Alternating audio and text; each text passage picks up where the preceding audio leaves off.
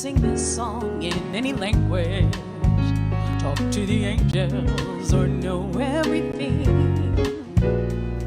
even solve the mysteries of the universe. Without love, it wouldn't mean a thing. Make me kinder, make me stronger, make me better, help me grow, be more loving and more caring. In the spirit is best, I know. If I could predict the future or undo my past, even have the power to move a mountain, without love it wouldn't last. Make me kinder, make me stronger, make me better, help me grow, be more loving and more caring. In the spirit is best, I know.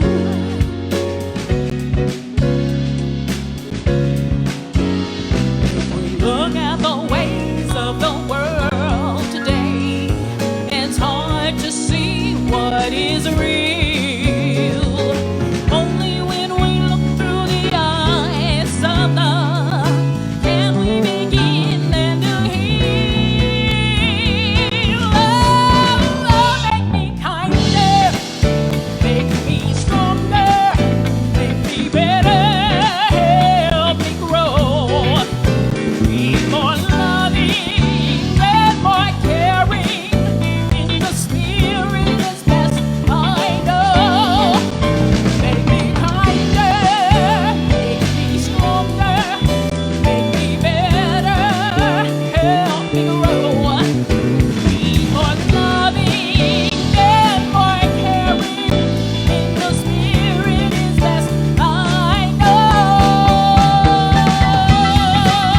Make me stronger, make me better, help me grow, be more loving and more caring. In the spirit is best, I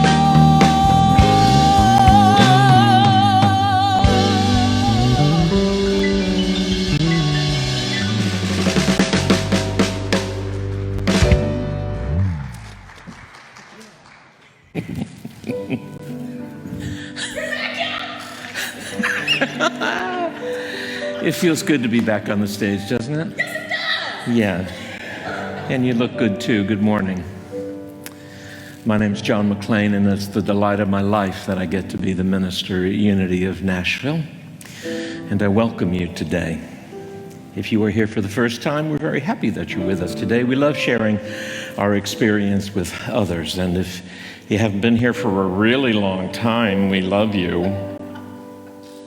I might be looking at somebody in particular. We do love you and we miss you.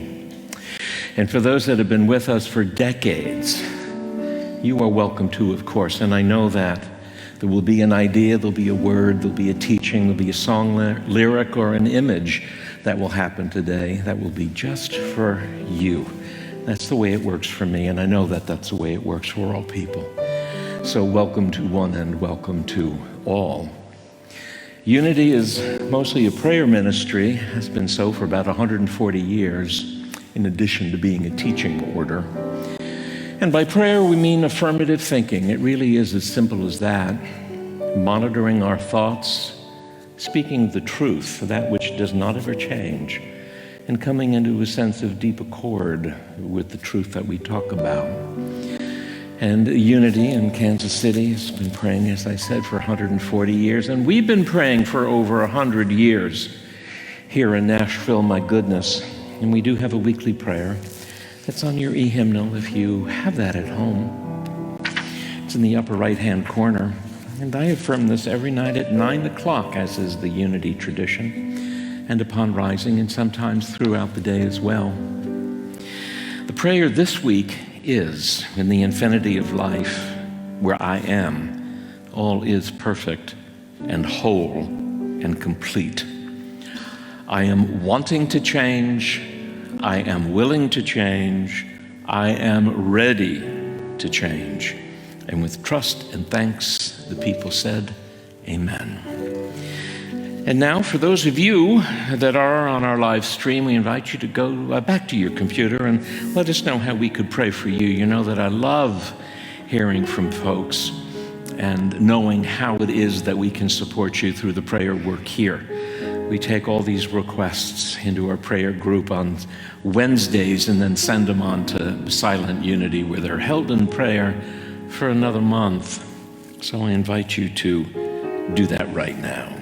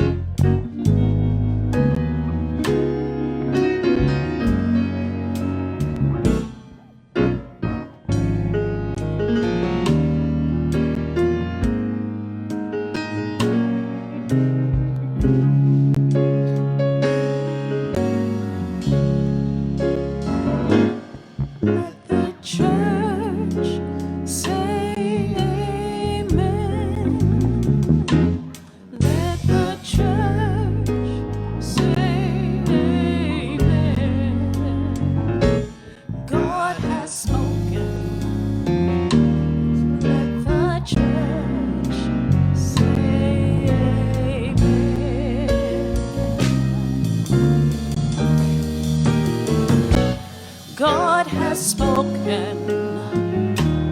Let the church say amen.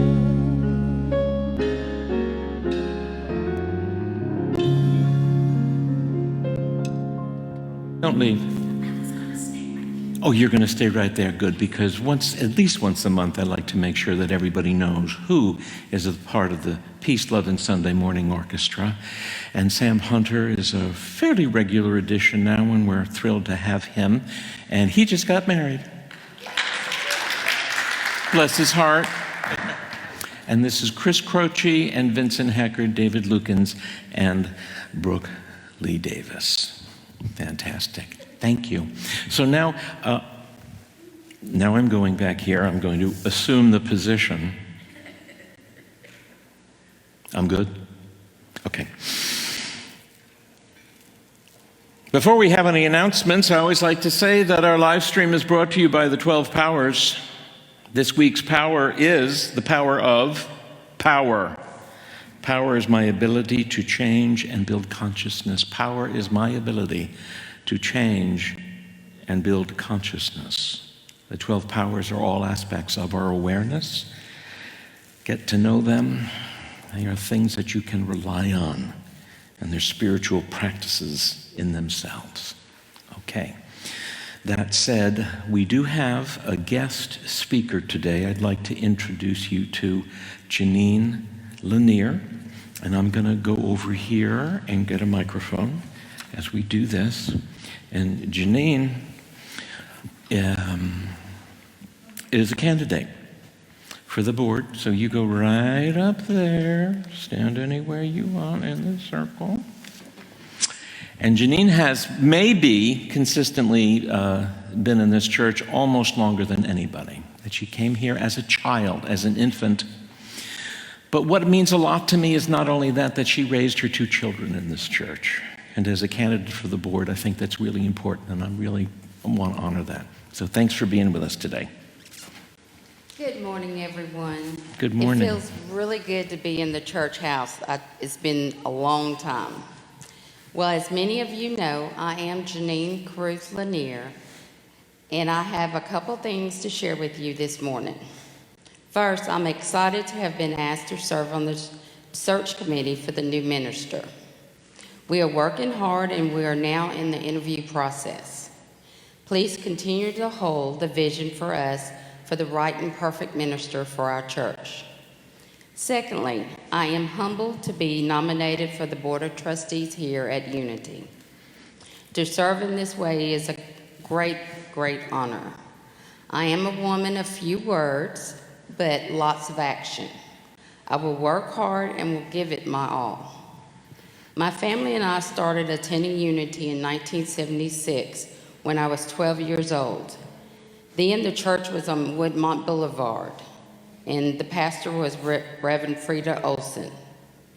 My siblings and I were in the YRU group for several years.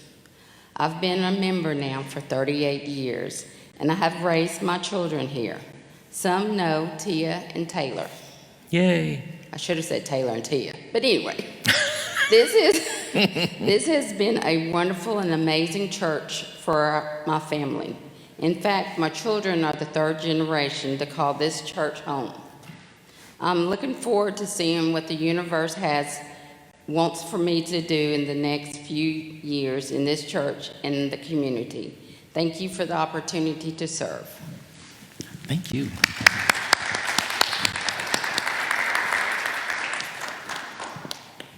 Kids right behind you. Thank you. I'm going to go over your head. All right. Thank you, Janine.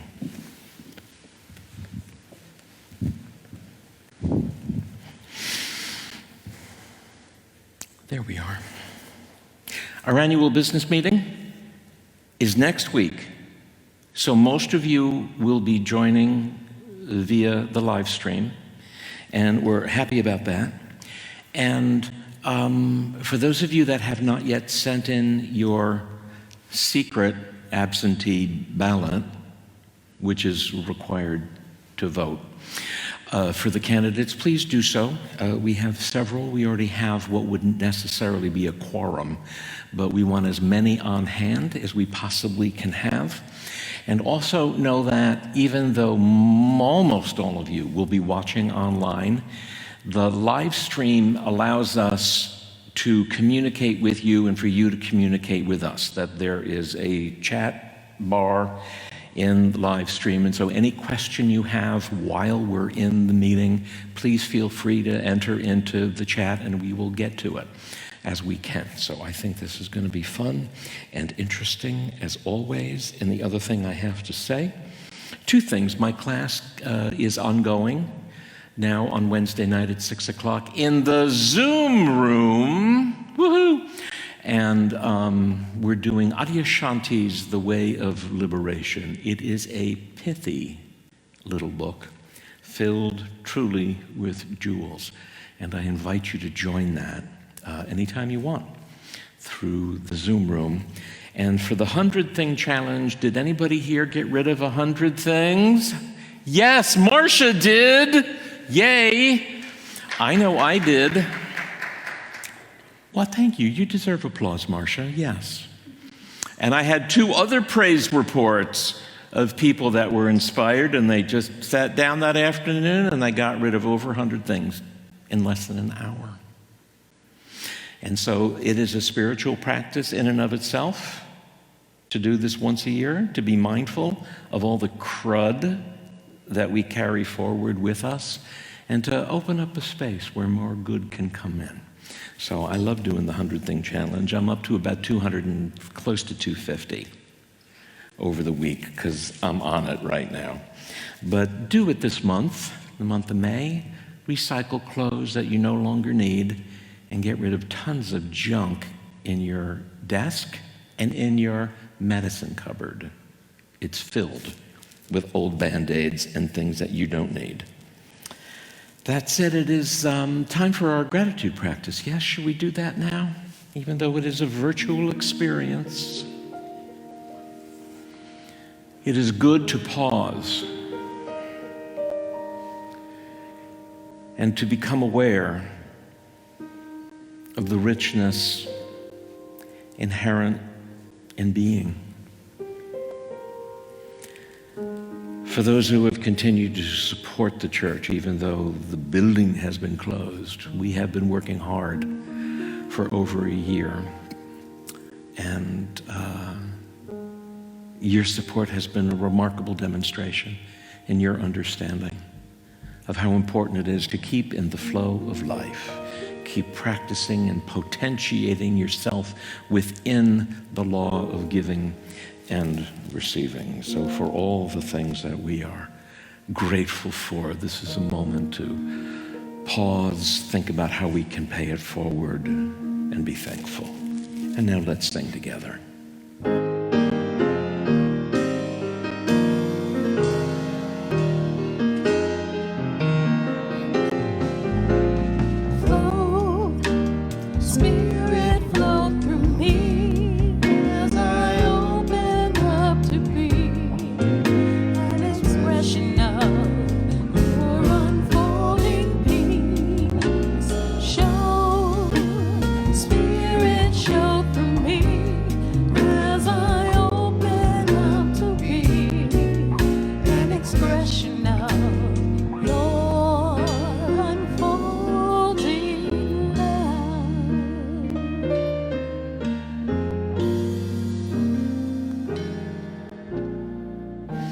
To the God of our understanding, we thank you for all the good that is a part of our lives, for minds to think and eyes to see and for ears to hear, for loving relationships, for purpose, for love.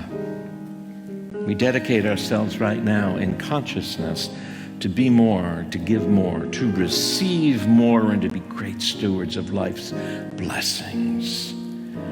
I am in accord with all of this. And the people said, so it is, and amen.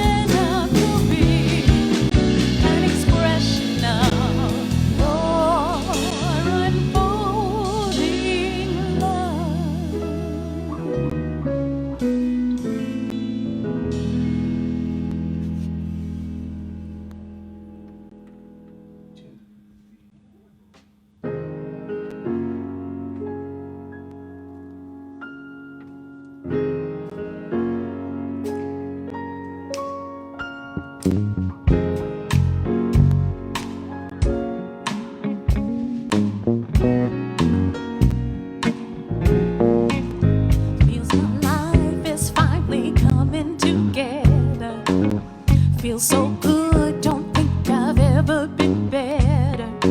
It's clear to me, my future will be the peace I've been longing for is mine forevermore. It's a new day, open my eyes and my path is clear. I'm pushing ahead until my goal is nearer. Gonna spread my wings, I'm doing things my way. It's a new day, I'm not sure where I should begin. Couldn't tell my beginning from the end. For every door that closes, a window opens. Been around the world and back again. It starts from within. A new day.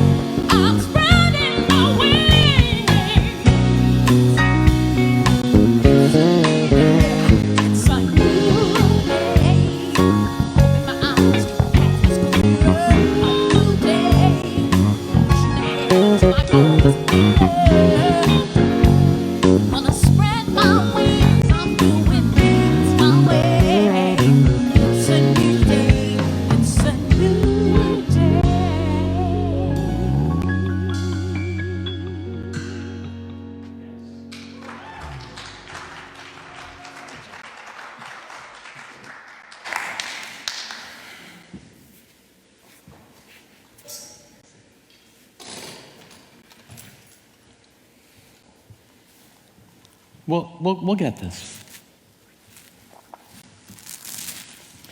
You know, it is a new day, and I neglected to mention,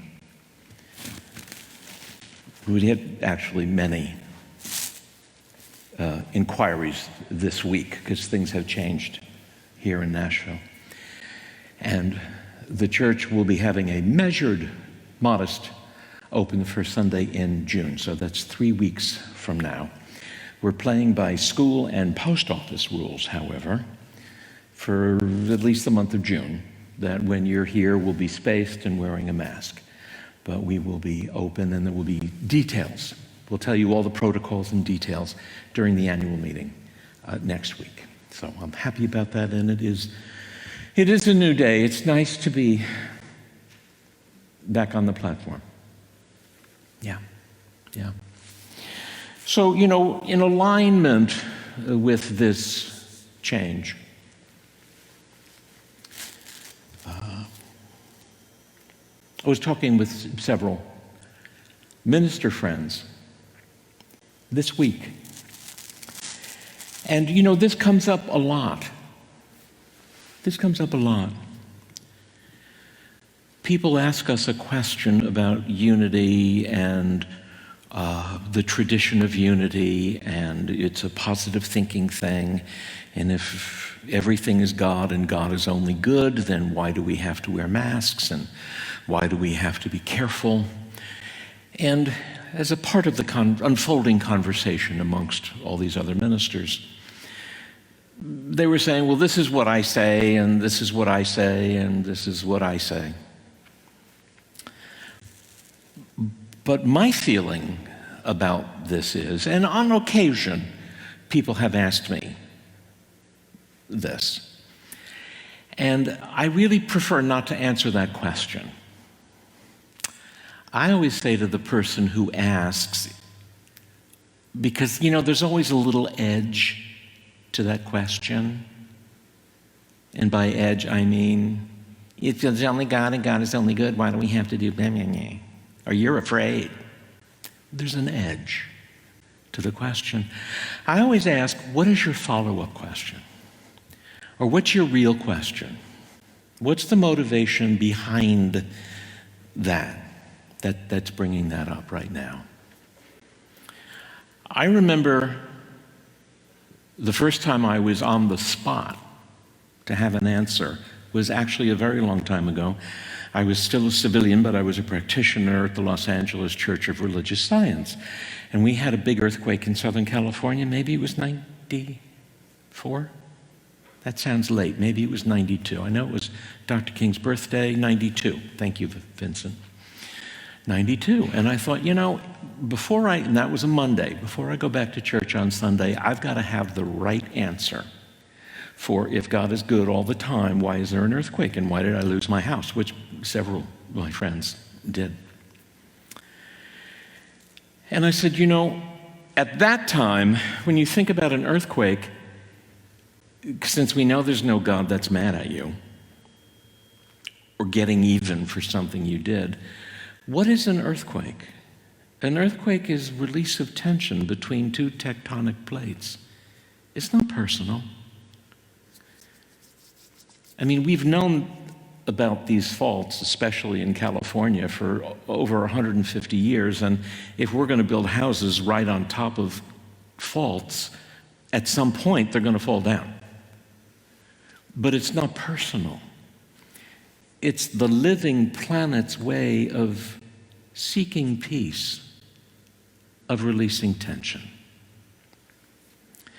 In this particular case, what is the virus about?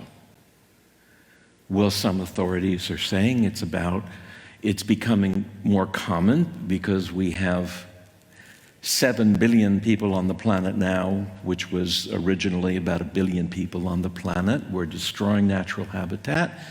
We're coming into contact with people and animals. It's an inevitability in the world we live in. That's all.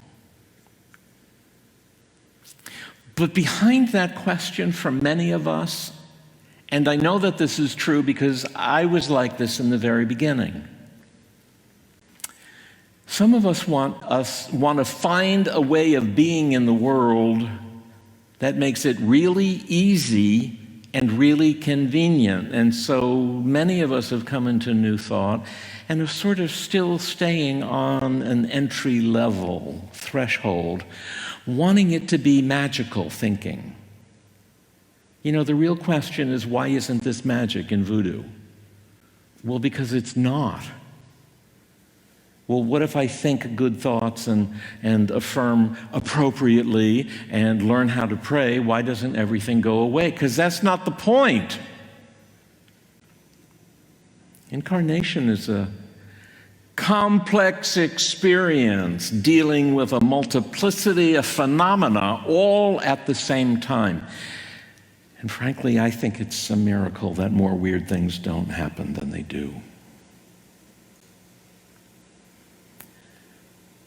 But for those of us that have been on the path for a long time,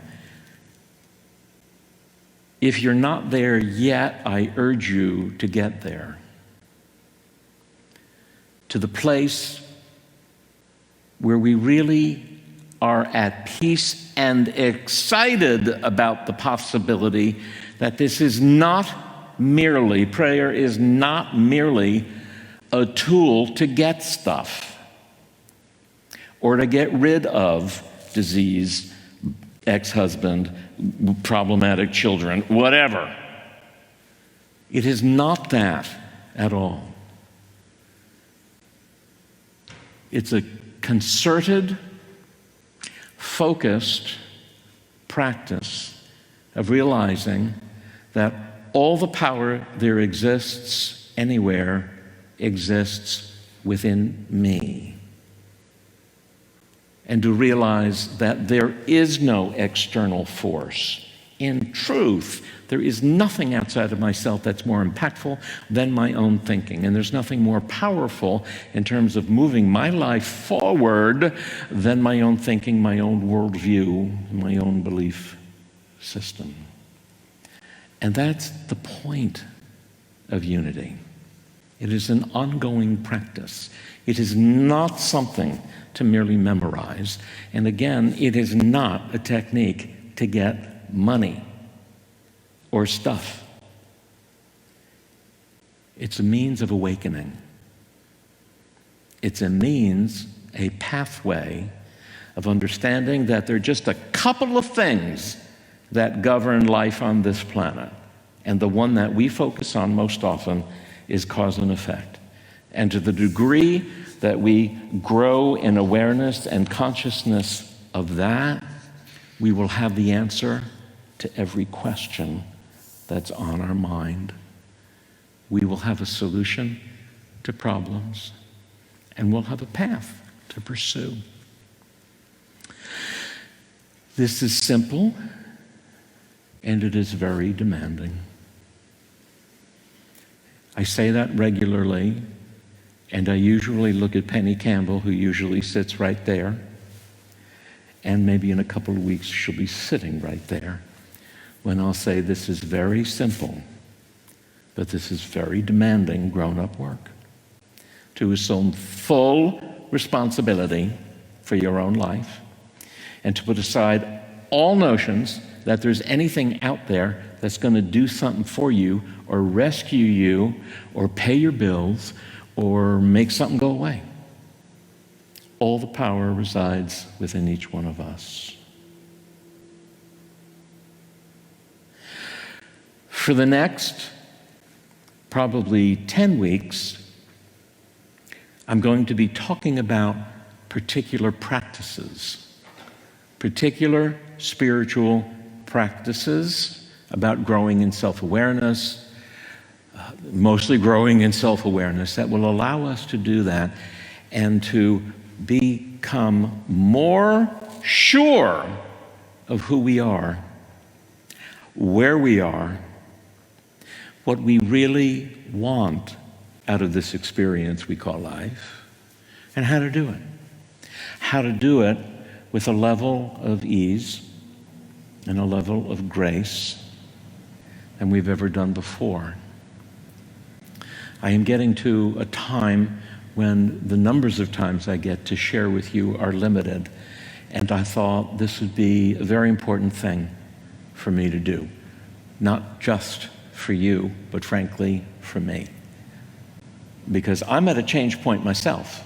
I'm on the threshold of different kinds of experience, like many of you are, and there are a variety of different experiences that are happening now. Even reopening the church is going to be a different energy and a different kind of experience. And, I have to admit, I'm a little not worried. I'm a little feeling timid and shy about that. I don't know why, but I am. I can't wait to see everybody, and yet there's something in me that kind of likes being with 12 people. Just like Jesus liked being with 12 people. Oh, boy. Okay. Thank you for laughing, Brooke. I appreciate at least somebody's listening. So I am going to be talking about spiritual practices for the next at least 10 weeks. It's going to be based on a book by Robert Brumet, B-R-U-M-E-T.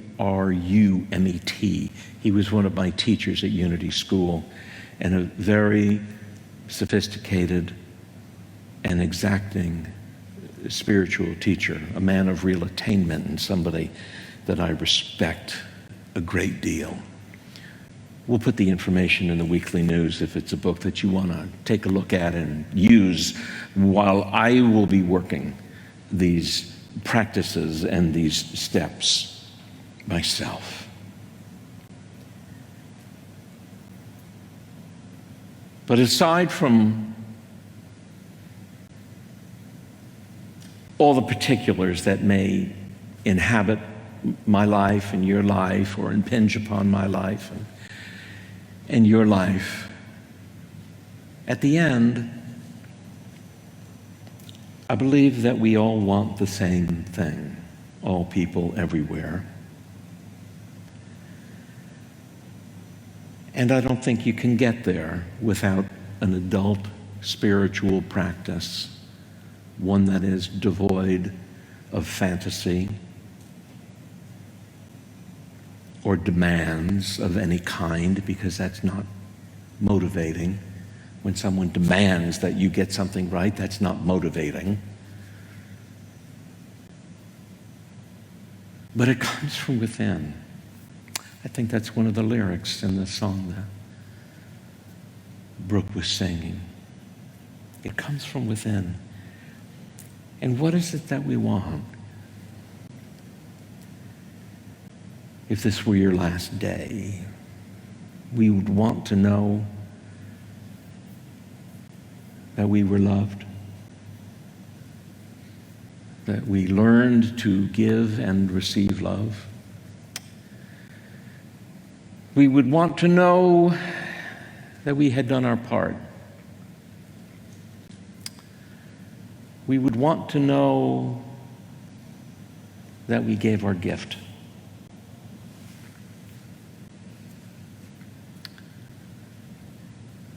Beyond that, I'm not sure.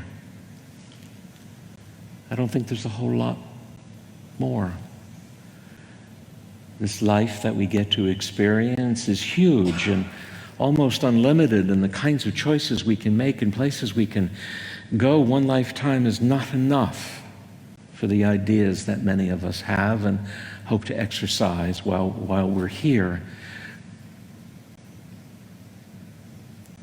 And yet our time is limited. So at whatever age any of us is, even for a child, to know what it is that you truly hope for, to find ways that you can be the change you want to see in the world that we share now, and to live authentically as ourselves.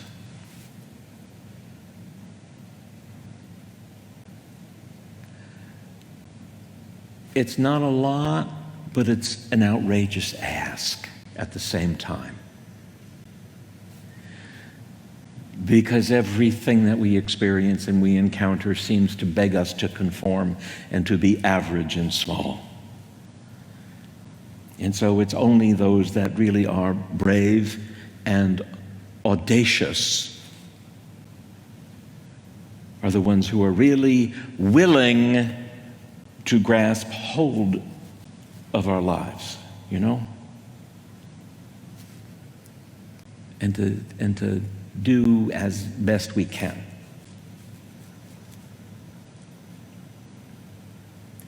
I remember being somewhere outside of Boulder, Colorado. I was going to say a century ago. I'm not that old. But it was decades ago. Maybe it was 40 years ago or more. And there was a gravestone. Oh, I think it was in the Buffalo Bill National Cemetery, something. And there was a gravestone, old, from the 19th century. And the inscription was, "I'd done the best I could with the light I had at the time." And you can use that as a huge reminder about how much there is to do. Or you can use it as an excuse. Well, I did my best. Really? You did your best? Do we even know what that is? These are the kinds of questions that really matter. And that create a life that is extraordinary and rich and unique. So to close up in using the next time that I have here, I want to focus on practice. Because you know, now more than ever, if you're coming to church to get inspired, that's a good thing. But we now know, now more than ever, you can stay home in your sweatpants and watch millions of TED Talks and thousands of church services if you just want to get inspired. You don't have to go anywhere. So as we consider coming back into this, what I like to call a true holy communion of fellowship, you know, being here together affords us a unique opportunity is to know community, to experience deep fellowship, to know that all of us are walking a path of peace towards a greater expression of ourselves, and that everybody who is here and who is watching is supporting all of us individually. That's what the difference is. That's why it matters.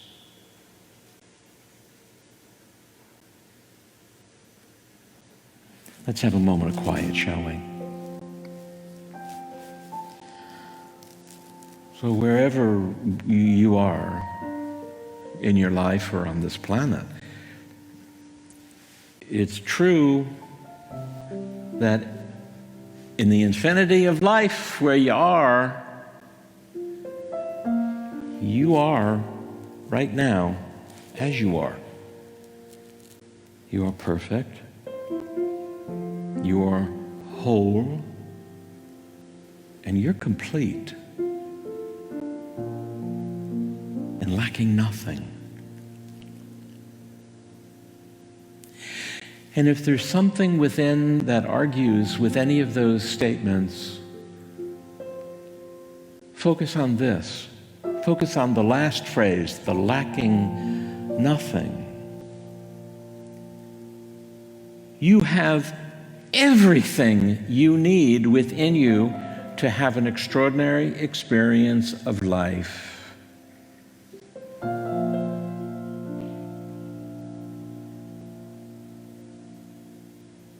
Whether or not you have a Rolls Royce, I do not care. I don't care if you've got an IRA that's really comfortable. I don't care. That's not my concern. My concern is that there is a part of you beyond the mere ego part of you that is a true you, a deep you, an eternal you, an unlimited you. An emanation from the mind of God itself, here to know some part of its own infinite nature by means of your life, and to the degree that you and I use our minds and hands and hearts to engage in the world.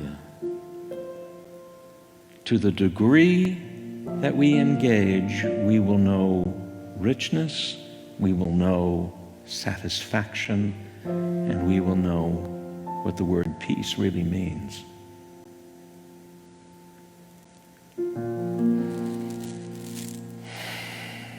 Too good to be true? We think not.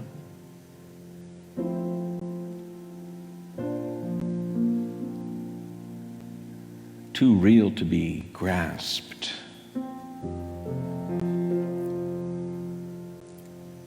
So we work towards opening ourselves to it. And for a half a minute, allow yourself to be open to that part of you that lacks no thing but contains every ability, capacity, and power for you to realize your wholeness and completeness. And let's do that together in the silence now.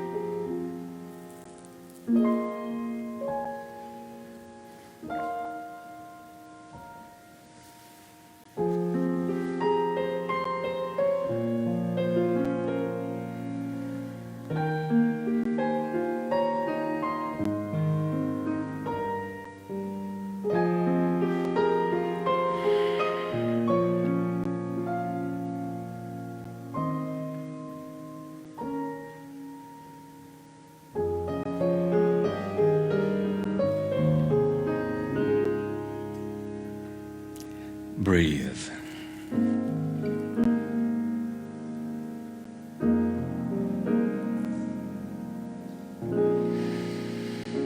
Fly high.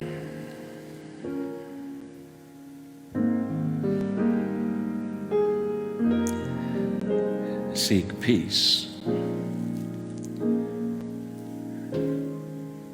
A peace that was meant to be.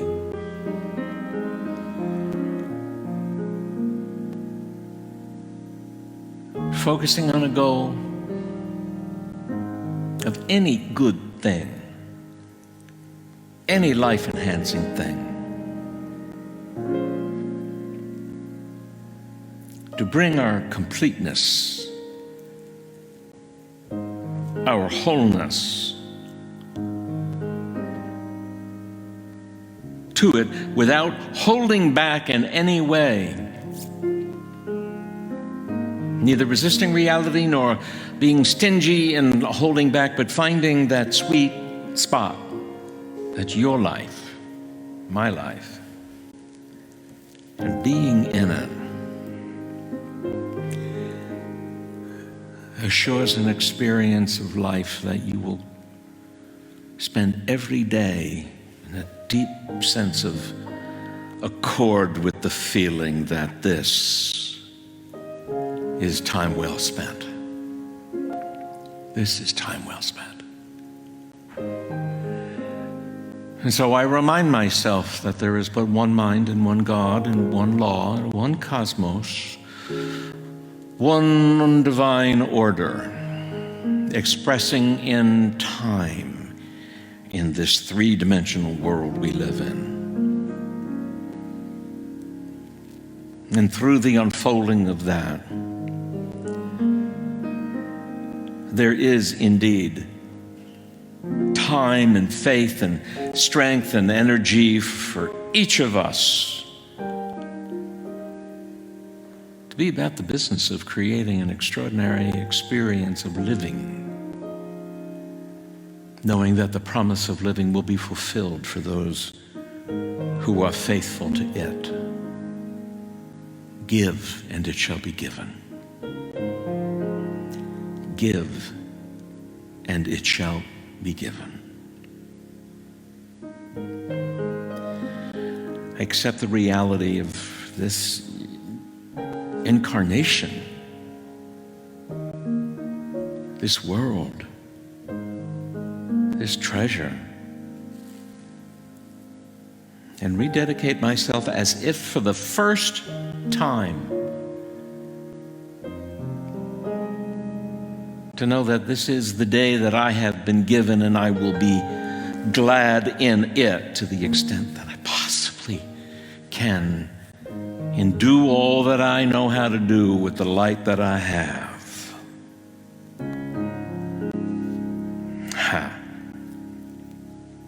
And so it is, and amen.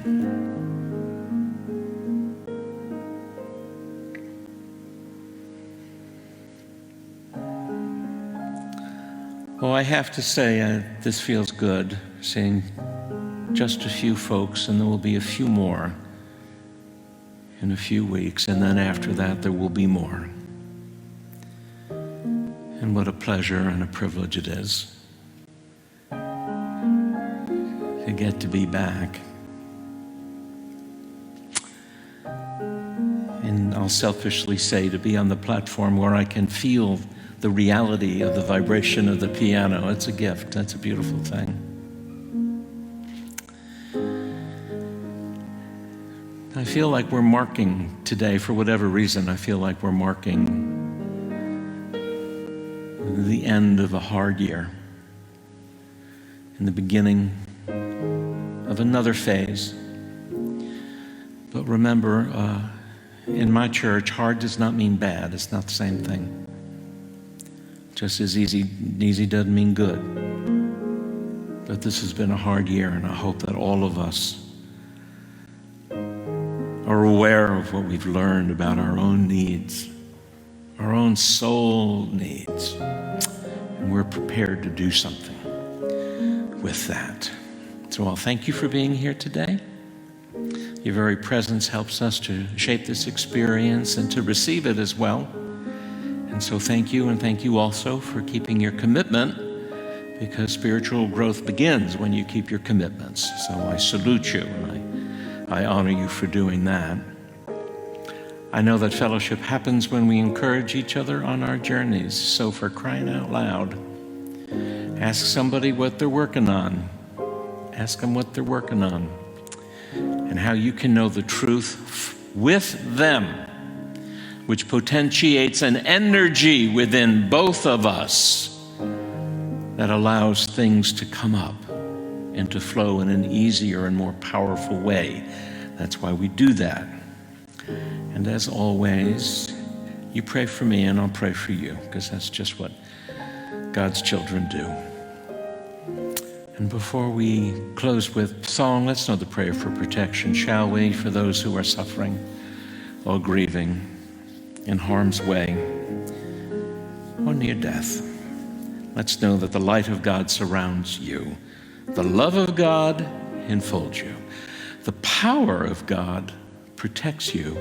And the presence of God watches over you. For wherever we are, God is, and all is well. And we will see you again next Sunday morning.